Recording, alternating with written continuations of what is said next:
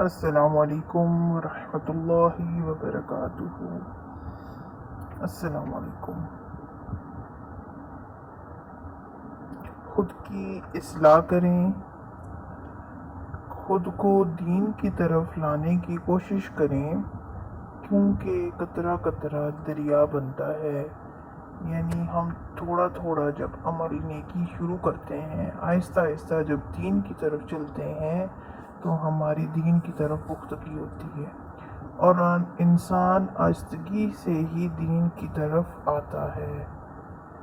نیکی تو اس خوشبو کی مانند ہے جو نیت کے پھول سے پھوٹتی ہے۔ جتنی نیت صاف ہوگی اتنا ہی پھول خوشبودار ہوگا۔ جتنی نیت صاف ہوگی، بعض اوقات کسی کا ایک بولا